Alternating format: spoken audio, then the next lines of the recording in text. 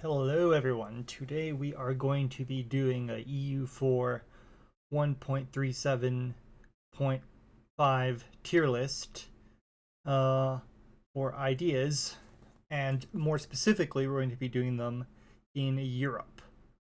So I know there's other tier lists out there which are more focused on world conquest or just general idea groups.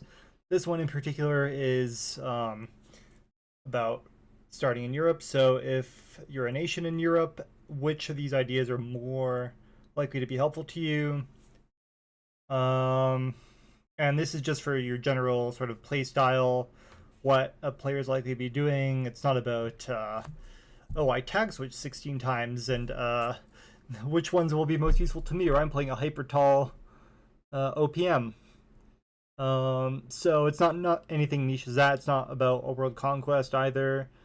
But if you're a EU4 player, which one of these groups are you able to find to be most likely useful? Obviously, it is pretty subjective since people have their own sort of playstyles of what they tend towards, and I think my tier list will definitely reflect that. That being said, I will try to go over the meta of EU4 and what you are most likely to find useful as a nation starting in Europe. So let's get to it. So admin ideas. Well, I don't think it would surprise anyone if I put them as S tier. So my justification for putting admin ideas as S tier. I think most EU4 players would agree with this one, but let's break it down a bit. So you have minus 25 admin advisor cost, plus one possible advisor, or a possible paranoia if you're playing with the Byzantine government, minus 25% core creation cost, minus 30% cost to promote culture, stability cost modifier.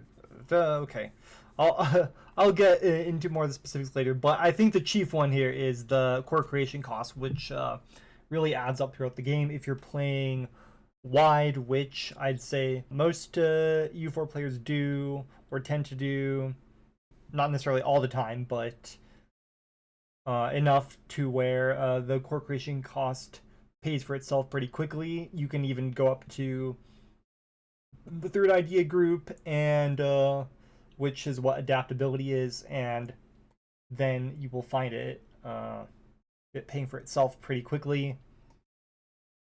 Some other stuff is a nice bonus, like stab cost, global monthly autonomy, minus 10% admin tech, or plus 20% governing capacity. Cost of route culture really doesn't matter unless you're doing a lot of tag switching. I don't think it's very consequential. And the reduced advisor cost is nice, but yeah, I think the core creation cost pays for itself pretty quickly. I think most players would agree. Unless you're playing like hyper tall OPM, I think you will find this useful at some point, more often than not. Okay, next idea is Aristocratic. I would put Aristocratic as B tier in Europe. You get some cavalry combat ability, cav infantry to ratio, bonus cavalry cost, manpower modifier, minus 5 development cost is quite nice. Reduced tradition decay, extra diplomat, general cost, yearly absolutism, which doesn't kick in until the age of absolutism, obviously, plus leader siege, monthly autonomy change. Okay.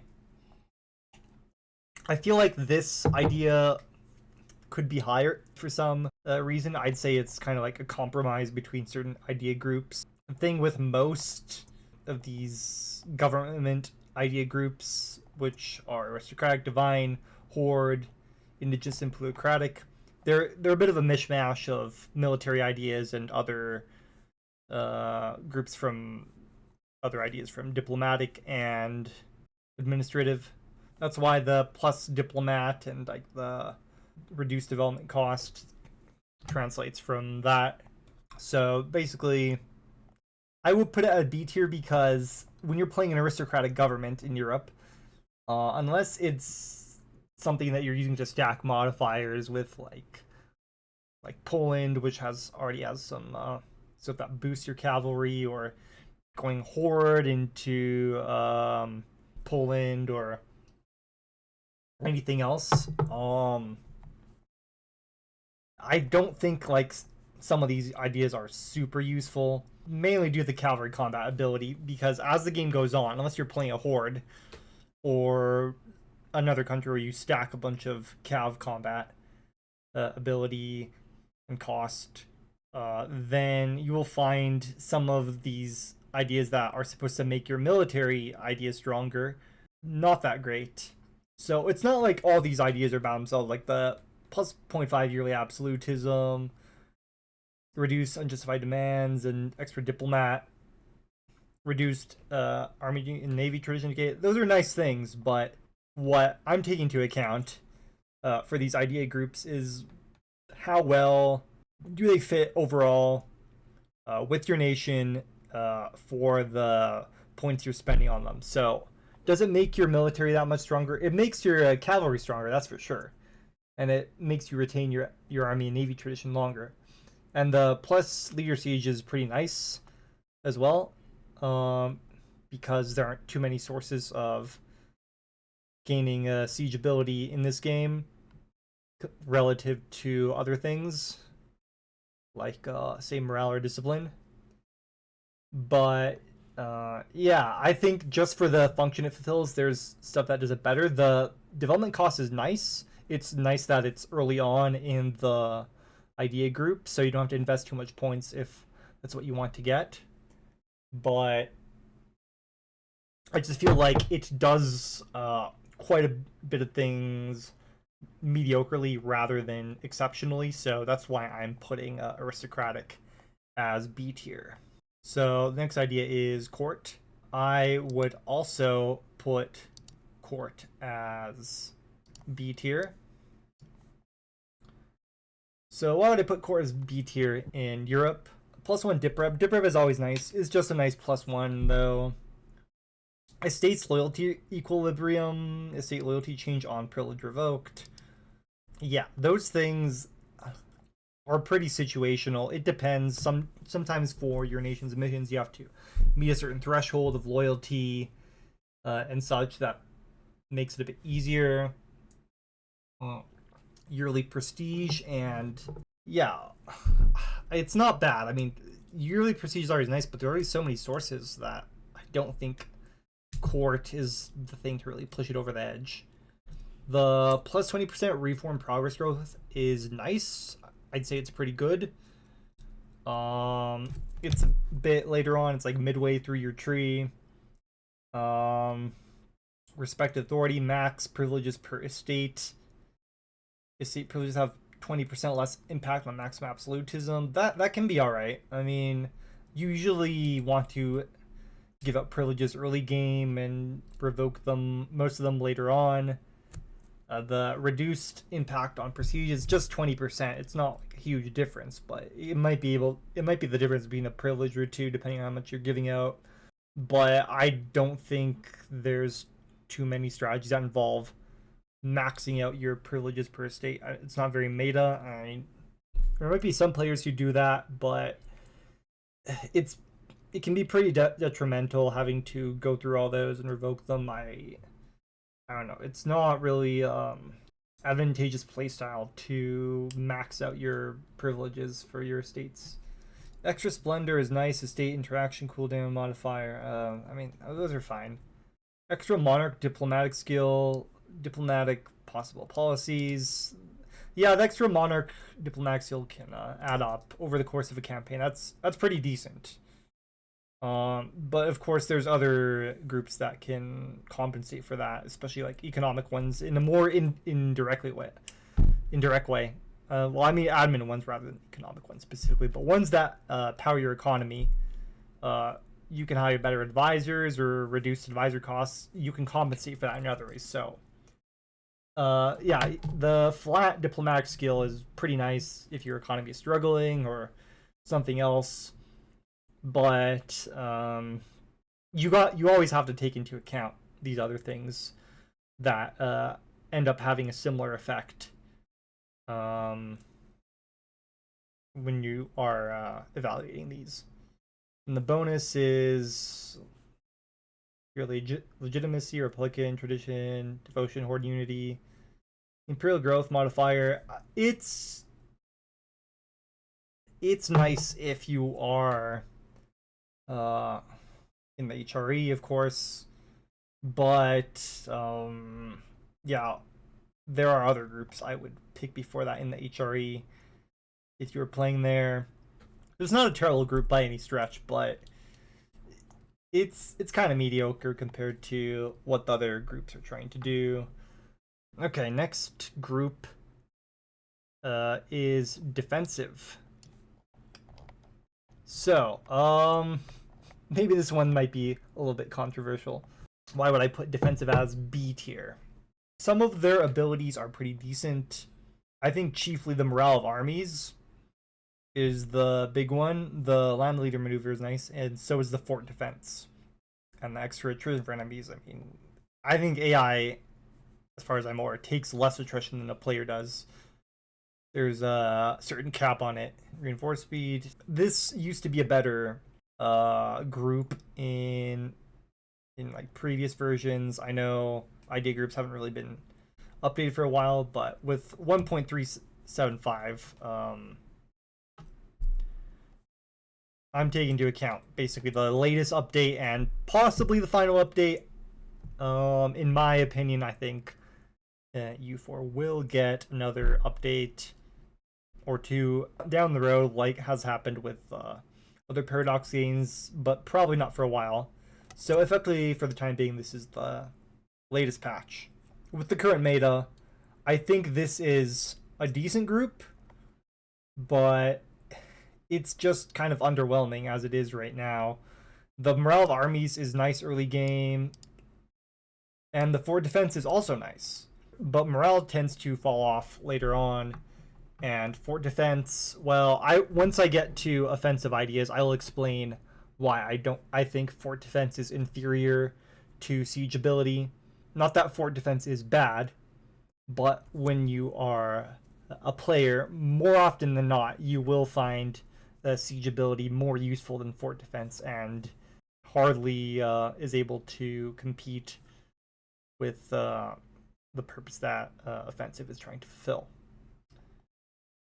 So on to the next idea group. Next idea group is diplomatic, and I will put that as S tier. So diplomatic gives one diplomat more, reduces diplomatic advisor cost. So with diplomatic, you can do lots of things like improve your diplomatic abilities, but with the minus 25% diplomatic advisor cost, extra dip rep, province war score cost, diplotech cost reduced. It's pretty versatile. So like I was saying earlier with core ideas, that gives you a flat monarch diplomatic skill point, which is nice. Though with diplomatic, the reduced diplomatic advisor cost may be enough to compensate for it, especially if you stack with other modifiers. So that's why I was saying to not take things purely at face value. You have to take other things into account. But why do I like diplomatic so much? Because it is a very versatile group. It gives boosts to your diplomacy, of course, your economy as well, with the reduced diplomatic advisor cost, and your tech, and also your province war score costs. So it does quite a few things and does all of them very well. And I think with diplomatic that there are a few scenarios where you will find you can focus on having lots of allies, or trying to royal marry or conquer and reduce the war score cost for the provinces, which is also very nice. If you play more pacifist, Also, the reduced diplotech is nice, and maybe your extra diplomats and diplo rep is nice depending on what you're trying to do. Lowered impact on civility for diplomatic actions as a bonus is kind of it's all right. I mean, some people, if they truce break a lot, that's useful for them. So it's a very versatile group, and I'd say it's uniquely versatile. Like with a lot of the government military groups that I was discussing earlier, they do a lot of things, but they usually do them pretty so. It's not the case with diplomatic. Diplomatic is useful for a lot of things, especially in Europe when you're playing in the HRE. Getting lots of PUs with Christian nations usually. I mean, there are some Muslim nations in Europe as well, like some of the hordes, the Ottomans technically, since their capital is in Europe at the start. Granada. There are a few Muslim nations, but most of the European nations can put PUs to use. But even if you are not a Christian nation starting in Europe, you can still make pretty good use of the diplomatic group. And yeah, I think it's a very strong, versatile group. Works very well overall. So let's move on to the next one. The next idea group is Divine. I will put Divine in B tier again. I thought about this. It's not an easy decision. I also thought about putting it in A tier. I'd even put it at high B tier, honestly. You get minus 5% development cost early on, increased devotion, or legitimacy if you flip. The reduced fire damage and reduced morale damage. The increased manpower in True Faith provinces, that can stack quite a bit with some of the privileges you can give to your estates that do the same thing. And missionary strength versus heretics and increased loyalty equilibrium. So I think my problem with this is mainly due to the way the ideas are aligned and it being a bit weaker usually later on. Divine ideas seem to be a bit of a mix of humanist and religious ideas, actually, partially, with some military stuff mixed in.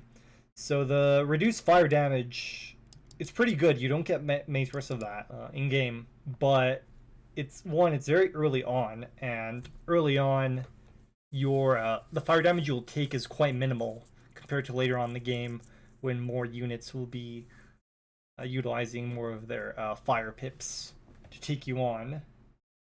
And morale damage comes after that for some reason. I mean, morale damage reduced is always useful, but it is a bit of a strange order to me that morale damage would come after fire damage, but I guess that's how they make it. Culture conversion cost, it's pretty niche. It's only minus 10%. Cost of enforcing religion through war is minus 30%. I mean, that can have its uses. It's also pretty niche, but the problem with that is divine ideas do not have Deus Vult like religious ideas do. So basically, if you wanted to put that to good use, and it's pretty situational for why you would want to do that. But yeah, you need a whole other idea group to complement that, and in my opinion, there's better ways to go about doing that. If you are, for instance, Austria and you're the emperor, or some other HRE nation, I think you'd probably want to take religious over this or plenty of other idea groups. I don't think you would really go out of your way to that. You'd probably even want to like no CB if necessary, to enforce religion through war, or dismantle a nation, make it release a bunch of vassals, and deal with it that way. The -2 national unrest is nice. Well, it's a bit more of a humanist idea, like I was saying. Plus 50 prestige from land battles, yeah, who cares? But the plus 50 manpower in True Faith province is nice. Missionary strength versus heretics. My general feeling towards mission strength versus heretics is who cares a lot of the time. So, I mean, with the reformation in Europe, it is a bit more applicable than in other places. But just like flat out missionary strength and missionary strength versus heathens is a lot more valuable, I find. So, I mean, it's not absolute trash, but as a bonus, it's a bit underwhelming. Clergy loyalty is nice. So yeah, the divine ideas are a bit all over the place. I was a bit more impressed initially, but thinking about how they're ordered and what they offer, I think if you're playing a theocracy, there's some other ideas you'd probably want to prioritize. I mean, the yearly devotion is nice. Definitely, theocracy seems to struggle with gaining devotion a little bit more compared to republics gaining a republican tradition, for example. But no, I think this is something you'd probably want to consider later on in the game when you're not sure what to pick rather than go to. Okay, next idea. So next ideas are economic, and this one it also might be a little controversial, but I will put it as A tier. Why would I put it as A tier? I know a lot of people kind of don't think very high of economic ideas, but I think in Europe especially, it's quite useful. Plus 15 national tax modifier. It's very, very useful early game. I mean, tax does fall off quite a bit later you get into the game and rely more on production and trade. The reduced yearly inflation reduction is quite nice, especially if you are taking lots of loans. Same with the interest per annum. Extra merchant is always nice too. Reduction from loan payment minus 300%. Gold depletion has never been like a major, like a make it or break it sort of issue. It's like pretty negligible, quite honestly. Reduced line maintenance modifier, that's fine. Increased production efficiency, good produce, and the +1 development for manufactories. I think the +1 development for manufactories is quite nice because as you get richer, you will likely be building more and more manufactories, and they will give you free development. So you can even dev up provinces if you want, and then build a manufactory on them to get a little more value out of them. So I'd say economic ideas, they're a bit stronger like later game, and I'd say they're very underrated if you're someone who ends up taking loans, ends up investing a lot into their production. There's a little bit of some service towards trade, but it is pretty versatile. I would say it's A tier, honestly. Maybe not for everyone, but if you're not sure what to do economy wise, I would honestly go with economic. I know there's trade ideas. I'll get into them a bit later. The economic ideas will help you out if your economy is a bit struggling. You want a bit of an early game to mid game boost, and manufactories definitely help out a bit later. So I think they're a bit underrated for how most people see them. I would personally put them as A tier. Okay, the next ideas are espionage. I would put espionage ideas as A tier as well. Maybe even like, let's say like a little bit higher than economic ones. So they allow transfer vassal treaty at half cost. You can claim entire states. Reduces your aggressive expansion. Increase siege ability. Spy network construction. Increase diplomat and flat advisor cost reduction.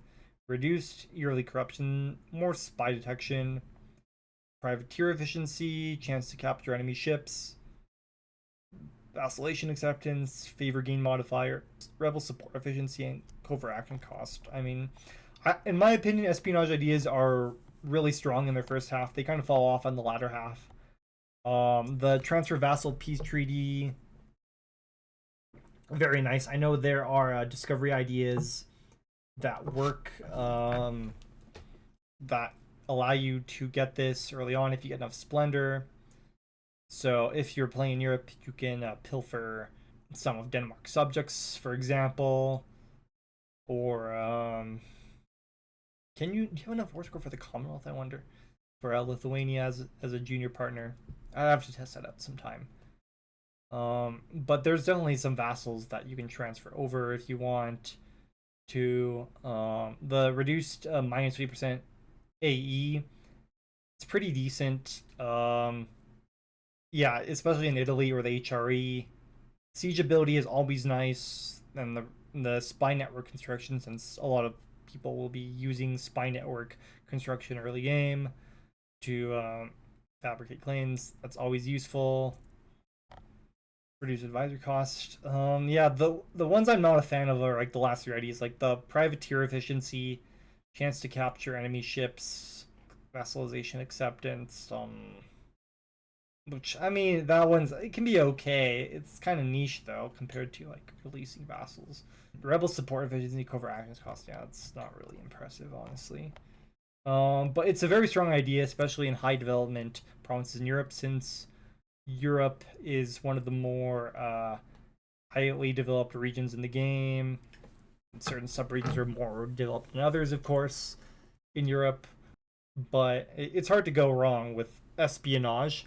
But why do I put it in A? I think diplomatic ideas outclass them a little bit. Just a little bit. If you're playing in HRE, for example, and you want the extra diplomat and the dip rep and improve relations, since it is possible to like blob in the HRE and expand and stuff like that, but it's also pretty common in the HRE if you want to say become an elector, become the emperor. That tends to be the most common idea. I think the idea of playing in the HRE and just eating everyone up is a bit less common, as far as I can tell, and from my own experience. I mean, sometimes when I play in the HRE, I usually just want to leave the HRE or take over it when possible. So it's definitely a good idea group, and you can definitely get lots of value out of it, especially in high dev Europe. And the siege ability definitely carries over well to each part of the game, and the yearly corruption will definitely help when you've expanded. So espionage is good if you want a more aggressive sort of game, but other than that, there are some things that doesn't quite match up to the meta of the game in Europe for the most part. I mean, it is pretty common to contest the HRE emperorship, especially if you're going for the meta, and espionage sort of is not the most ideal for that. So the next idea group is expansion ideas. I would put expansion ideas as C tier in Europe. They do get a bit later on. The global trade power is nice, extra colonists, the global settlement increase, but and especially the minimum autonomy in territories. But I feel like it's a bit weaker version of administrative and exploration. It's kind of a fusion between the two. Expansion is what you want to take if you already have large, successful colonies. Nations like Muscovy that are most likely to form Russia, or other candidates have Siberian frontier if they form Russia, and they don't need some of these things where they have to colonize large swaths of empty territory for an entire idea group. You just have to spend some dip points for that. So yeah, not much else to say about it. I don't think it's a bad idea group, but it is pretty niche, and I think most other countries in Europe will want to take exploration, and expansion is one of the latter groups that I may consider taking when stuff is more filled out. Yeah, not much else to say about that. I mean, the minimum autonomous territories is nice, but then again, after a certain point in the game, I don't think it really matters a huge amount. The reduced minimum autonomy, you will get a bit more value out of that, especially if you played very wide. But if you're playing very wide, there are also other idea groups you want to be taking, and colonists usually are not one of those in Europe. If you want to be taking other people's colonies, in the New World or other places, then you can do that without having to colonize. So as a finisher, especially the minimal autonomy territories is kind of, yeah, a little bit underwhelming. So I will put expansion as C tier.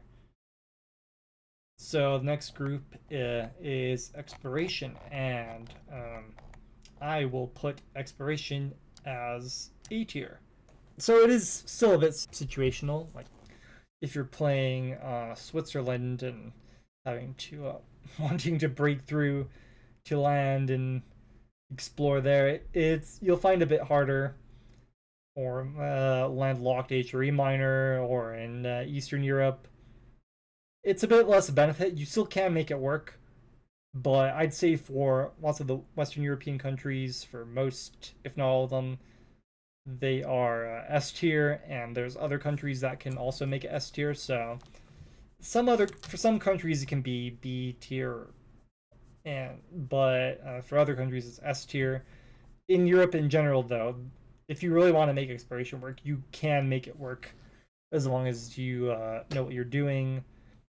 Of course, exploration does come with the purpose of wanting to colonize. It does take quite a bit of an initial investment to get there, and some people don't think that's worth going through. They want to pick up colonies later on via conquest. That also works. So exploration is not like the end all. There's definitely you can definitely go through the game and ignore that, but you can also build yourself a stable empire, like early mid game, without having to wait until the end to pilfer them off. If you know what you're doing, you can definitely put all that to good use. Be able to micromanage those colonies and take over what you want.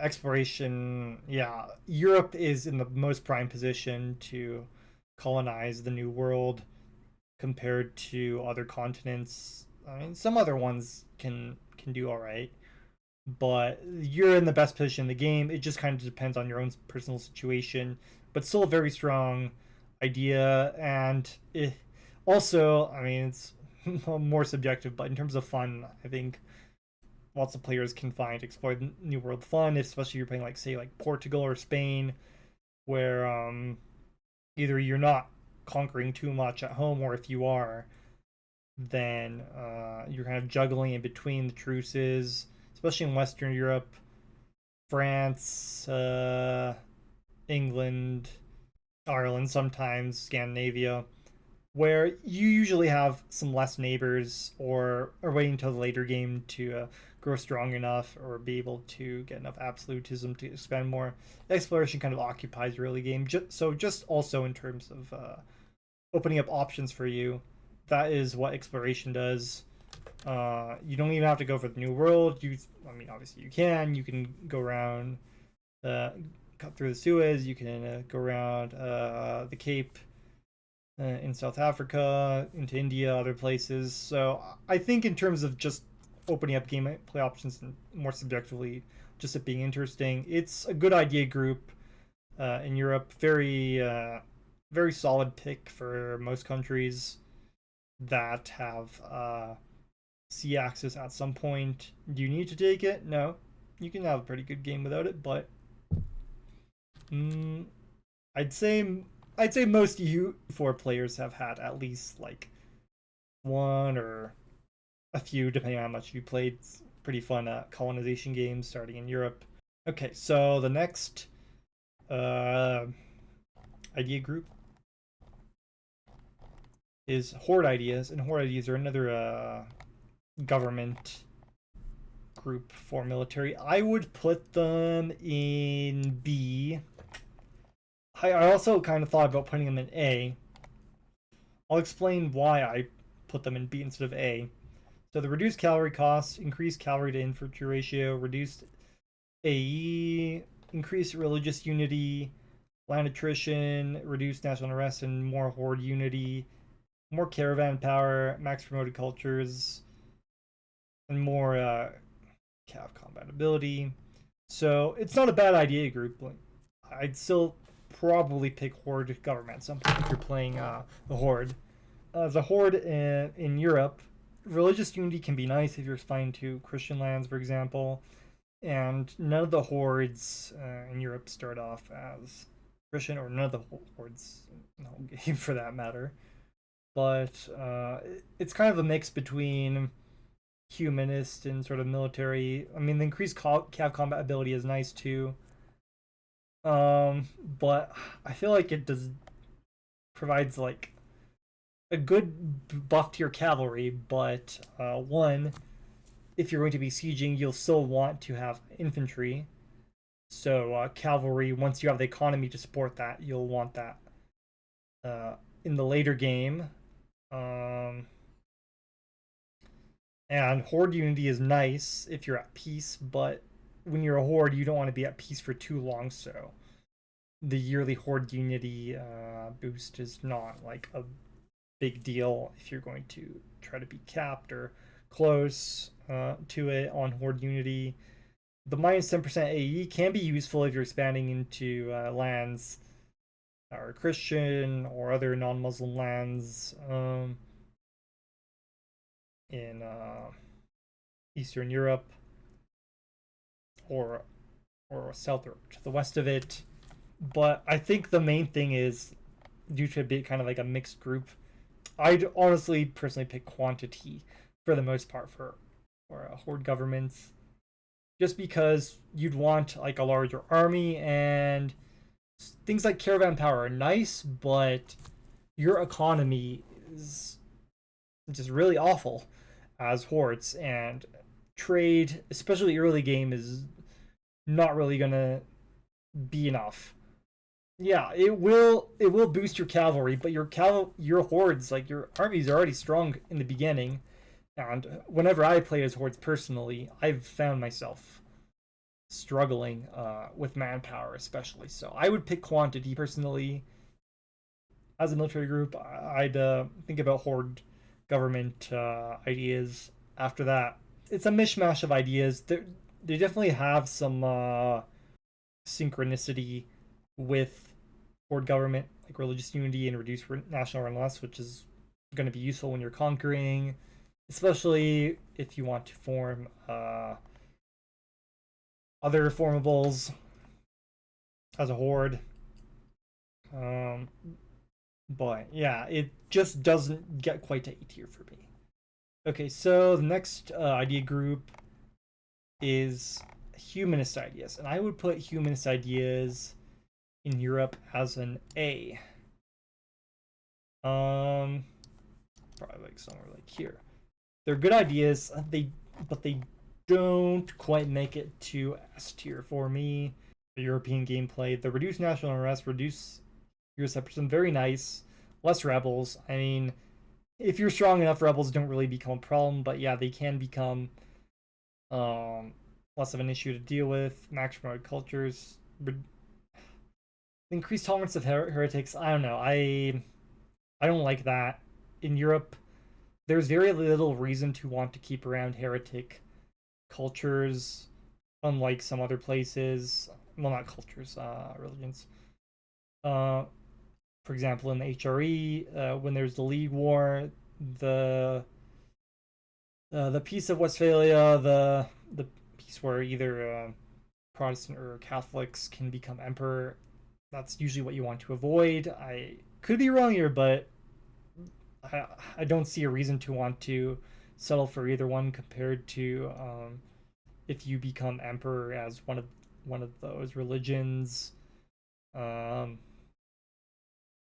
Yeah, you want to stamp out those other heretics for increased authority, and there's not much of a benefit of keeping those around, especially if you're playing like Catholic and want to get the papal authority for conversion. Yeah, same with, I mean, tolerance of heathens, pretty similar. Plus 20 religious unity, it's definitely nice. You can avoid some disasters by keeping your religious unity up and maxing out the idea group. Those usually aren't game enders. The improved relations is very nice. Max tolerance, idea cost, So it's a good idea group for sure. I mean, if you're playing any sort of wide game, you'll likely want to pick it up at some point. But I think for Europe, it's compared to religious, which I will get to. I think it's just slightly inferior. It's still a high A group, and for most countries, I think it's not really the best one to go with. Most optimal. You won't suffer for picking it. That's for sure. I mean, the improved relations is pretty nice alone, and same with the reduced years of separatism. That being said, if you're a more experienced player, I myself have about 2K hours. For some people, that's high. For some people, that's about average. For some people, that's low. For me, I can handle stuff pretty well with rebels beyond like the very early game, so it's not a big deal for me. Does it make your quality of life easier? Oh, for sure. I mean, it's definitely annoying to have rebels pop up all the time. But in Europe, which tends to be same same religious group and also Catholic for like half a century at least. Yeah, it's all right. It's all right. I mean it's more than all right, but I do think I would not put it in S tier if you're playing country in Europe for the most part. I mean, if you're Ottomans, I would put it in S tier honestly. Maybe Granada, Horde. I think also S tier. Well, basically, if you're playing a non-Christian nation in Europe, um, you'd I'd probably ratchet up, but for other nations in Europe, depending on your own idea set and starting situation, say it's like either A or B. Next idea group is Indigenous, and I'm just gonna move that to then because there are not any indigenous nations in Europe. In any case, there aren't any starting nations in Europe that have access to these ideas. So I don't think it's fair to evaluate them in that context. Next idea group. Influence is next idea group. I will put them as A. I honestly think it is S for lots of countries if they have through mission trees and other methods, like if you're a monarchy, if you can get lots of pews or but at the same time I think the style of gameplay it demands is a bit too specific. Like the dip rep is nice, dip relation is nice, like that alone puts at A tier. Reduced liberty desire, but if you don't plan on having a lot of subjects in game, then it becomes kind of like a decent but not great idea. So yeah, it's kind of a hard situation to put in. Like if you're for example going for HRE Emperor, I mean you'd expect most of your vassals to join the HRE, and some things like Liberty Desire aren't that big of a problem, or the other things like contributing your force limit, they don't matter that much. Sure, it'll make a difference, but if you're playing like say HRE Vassal Swarm, are you really going to care if you gain like a bit more troops? I mean, you might, but you'd probably want to pick diplomatic ideas over that. So it's a good idea group. Don't get me wrong. I definitely picked it quite a bit, but it is pretty dependent on like either like having lots of PUs or being able to release vassals and feed them, which to be fair is pretty common. It can save you a lot of points for sure, but if that's not what you're going for, if you're not diplomatically annexing a lot of countries, then I'd put it later down the list of ideas you want to pick. Still a very good idea group, just a bit more situational. Okay, so the next idea group is infrastructure. Infrastructure, I will put at C. Why do I put infrastructure at C? Some of the things are nice, like the reduced construction cost. Movement speed's nice. Reduced states governing cost. I mean, that's fine. And the reduced development cost as well. But I don't really think it's late. I think part of it is the ideas of how they're laid out in the order they are in, like the development cost being at the very end, the minus 10%. You will already have spent quite a bit of points up to that point. If you get it very early on, I mean, it might pay for itself. But compare that to, say, admin ideas, which give you the minus 25% cost in for core creation. So I think this might be a bit more applicable for multiplayer. I mean, I'm validating single player to be clear.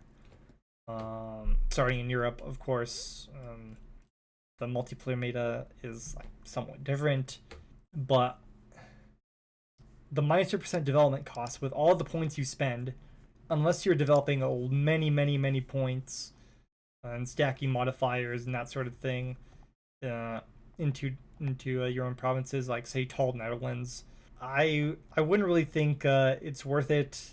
The 10% construction cost can add up, but there's other ways you can make up that sort of money, like trade ideas, economic ideas with like reduced loans.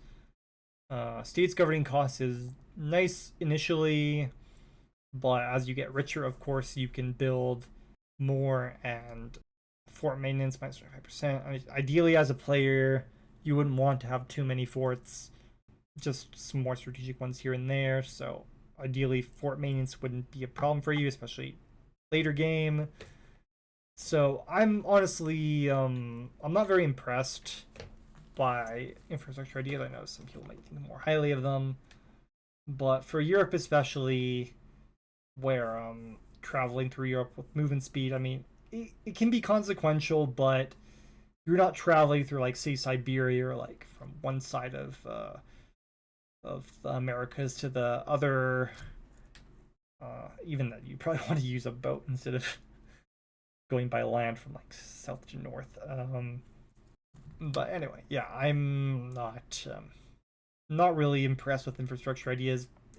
I think you can make it work, but with all the other admin ideas, there are other ones I would prioritize above it.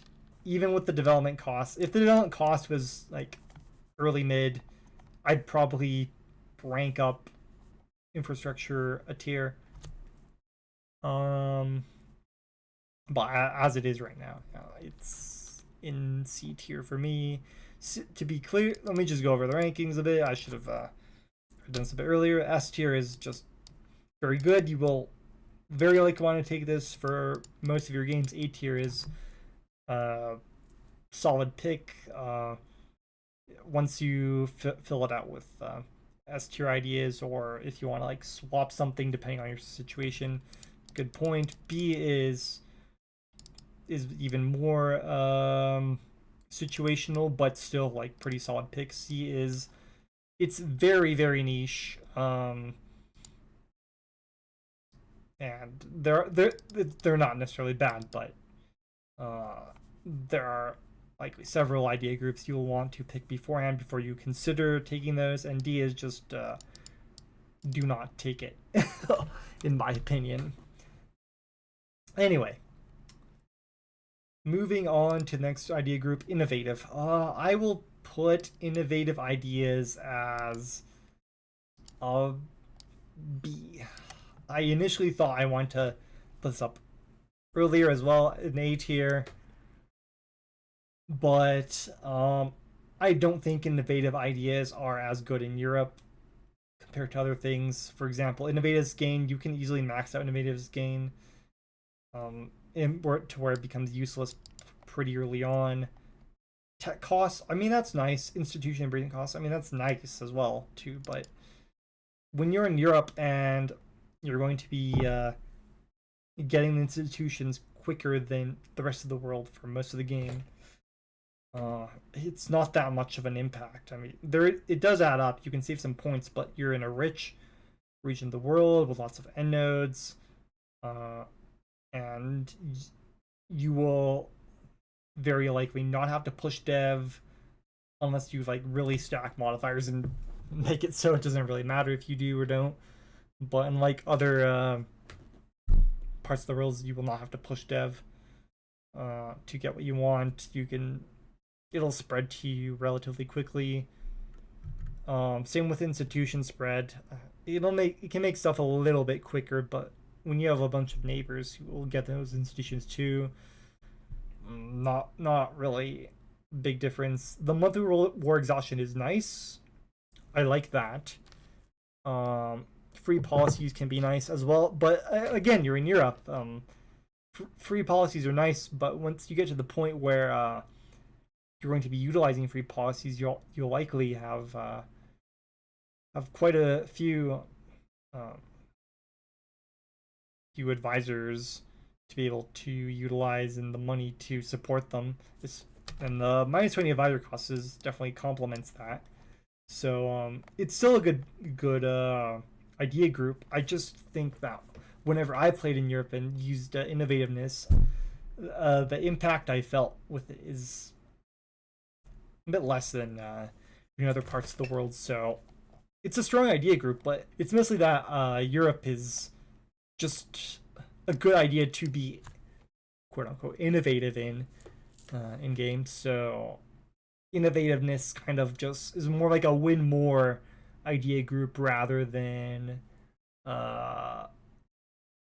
being able to spread your institutions or afford things in Europe that you otherwise wouldn't be able to. So I am putting innovativeness in B tier. Okay, next idea group is Maritime. I am putting Maritime in D tier. So what do I like about Maritime? Since I already put it in D tier. D tier, yeah. I like the trade range. I like the ship trade power propagation. The global naval engagement is nice. Fleet movement speed is alright.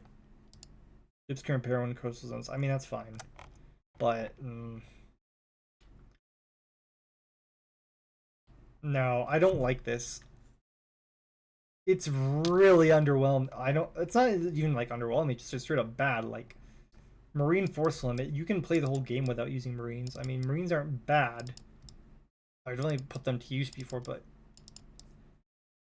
there's no point in going out of your way to create Marines. National Sailors modifier, pretty inconsequential. If you really need to, you can build some buildings, but like even then, I almost never build those. Trade range like kind of stops mattering past like the. I mean, it kind of matters into the mid game. Naval tradition for protecting trade. It's already easy enough to max out trade with certain buildings and stuff like that. You can definitely max out your naval tradition without maritime ideas. Naval force modifier, I mean, that's not very consequential. It's less consequential than land, for sure. You can go over it if you build a lot of trade ships too and do well. Well, I mean, yeah, the ship trade power propagation. I do like it. It kind of negates some of the naval force limit modifier, but it's not very necessary.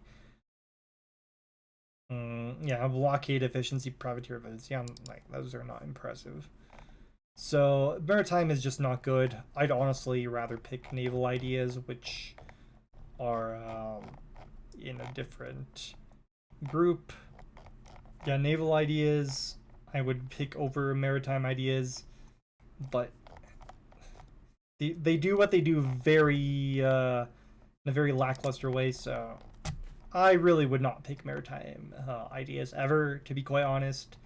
And some of the pulse events are really bad. Yeah, I'm not really going over pulse events here. Maybe it's a topic for another video.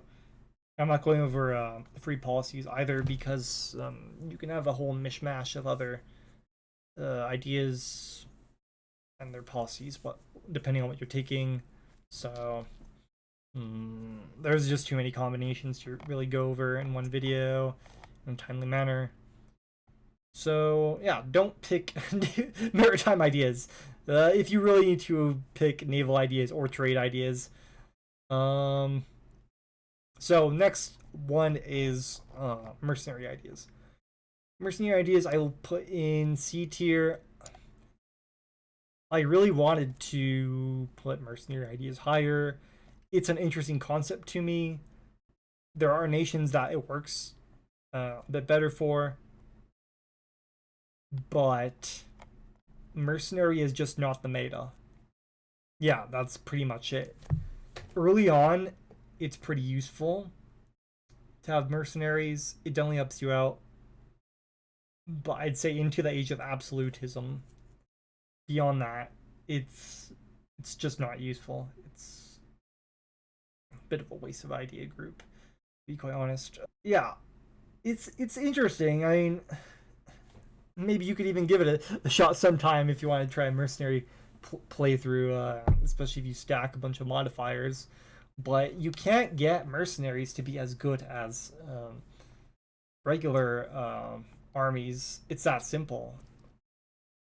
I mean, there are a few groups and stuff, but look at this: plus 5% mercenary discipline, reduce mercenary costs. I mean, that's nice, but you can definitely get more discipline. You can get more infantry, combat ability, other things.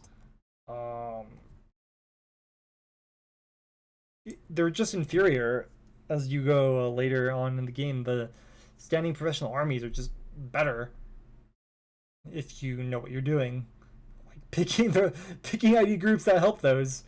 So I really wish mercenary ideas would be better. It's an interesting strategy to me. There are definitely nations in history who've relied more on mercenaries than they've relied on professional armies. So it's kind of sad to me that it's not better, but with the meta of the game, it's just the inferior option. It's that simple. So yeah, it's a pretty niche pick. Mercenary idea groups. So on to the next ID group, naval ideas. I will put naval ideas as C. I know some people would probably put naval ideas as D. I think there is a use for it. The yearly naval tradition is nice. The galley combat ability in Europe, especially with the Mediterranean and the other shallow coasts. Obviously, if you're going to the New World, it's or other places, it's less useful. I think you can go through the game without focusing on Navy, and I think naval ideas for most nations you can put them off until later, but it's not a bad pick. I don't think it's a bad pick to pick naval ideas unless you're playing like a landlocked country or something that is just not going to be using their navy to go to other places. But it can give you a bit of an edge later game, especially when colonies start up, and like either if you're a colonial nation or you're a non-colonial nation in Europe and wanting to fight colonial nations can be pretty common. So it's a niche pick. Don't get me wrong. Like I don't think it's like a must-have. You can ignore stuff like that for most of the game, but I don't think naval ideas are horrible. So yeah, you may want to pick this idea group occasionally. So moving on to the next idea group, offensive. I will put offensive ideas as S tier. So why are offensive groups S tier? Well, Line Leader Shock is nice, Line Leader Fire is nice, increased discipline, force limit modifier increases, a bit of a weaker version of quantity. It's mainly because of the siege ability, to be quite honest. I mean, the discipline also, and yeah, the pips definitely get you more value for the military points you spend. But as a player, I'd say for most players, even if they're not trying to play particularly wide, you will be sieging more than you are going to be taking defensive sieges. Oh yeah, to go back previously to mercenary ideas, you can't customize the composition of your mercenaries that much compared to like your regular army. If some of them are missing artillery, it's gonna suck a lot. But anyway, moving on. Siege ability, you will be likely fighting more sieges than you will be taking in Europe. So, I mean, it's pretty common anyway, regardless. But, um, yeah, I think siege ability matters more than fort defense, just for that reason alone. In a player's hands, you'll avoid having to take protracted sieges, and you'll want to be sieging down enemies as quick as you can. That's just the mate of the game, and this contributes to that. The discipline is also nice, definitely gives you a bit of an edge later on. So I think offensive is just solid all around. It's hard to go wrong if you don't know what else to pick. For military idea groups, I'd say pick offensive, yeah. Okay. So next idea group is Plutocratic. I will put Plutocratic as A. Plutocratic is one of those other government idea groups. Yeah, they have some similarity with the Mercenary one, with the reduced mercenary cost and reduced regiment cost. They have a bonus to morale of armies, unrest, increased monthly reform progress, merchant. It's reduced development costs later on, manpower recovery, trade power, and provinces. So, yeah, it's not like a strictly military one. There's still some more diverse, but I think plutocratic better than the other forms of government like divine, aristocratic, or horde. They do the things republics do a bit better. Obviously, you will only be able to get a plutocratic as a republic or monarchies that have the relevant reform to be able to utilize these ideas. But it does what it does pretty well. I mean, it gives you like a marginal boost to your morale of armies, so I definitely would, and your manpower recovery. So I would definitely not leave it as the only military group you'd be taking as a plutocratic nation. And even though it is not focused on strictly military related ideas, it complements your gameplay pretty well. So I think if you're playing a republic, definitely should take plutocratic. I wouldn't go out of your way to flip your government just to take plutocratic ideas or anything, but unless you're trying to do something very specific. But yeah, it's definitely the strongest one of the other government related military ideas, in my opinion. I will put quality ideas also as S tier. It's pretty similar to offensive, I'd say. I mean, sometimes you can get some negative pulse events, which reduce your manpower and stuff like that, which can hurt you if you're a nation that does not have lots of manpower. The infantry, cavalry, and artillery combat ability is nice. The discipline is nice as well. Offensive and quality can definitely complement each other. Ship durability is alright as well. Morale of navies, who cares about naval attrition? That's the only one that's kind of like really bad. An army and navy tradition, they're nice. But it does stuff pretty damn well all across the board. So quality will very likely complement your nation, whatever you choose to do.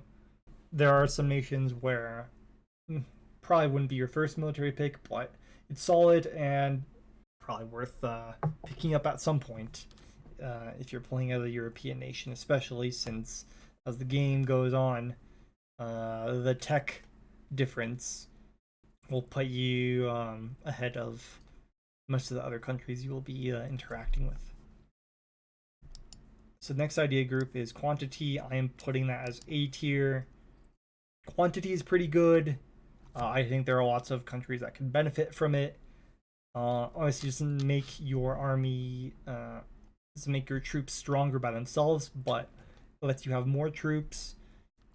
If your economy is pretty strong, I would probably pick quantity over quality related ideas early on. I mean, you can also pick the quality related ones, but sometimes if you just want to drown your enemies in troops, or are a country that can stack it or are going to be fighting lots of wars, like Muscovy definitely can benefit from quantity ideas. Same with Ottomans as well.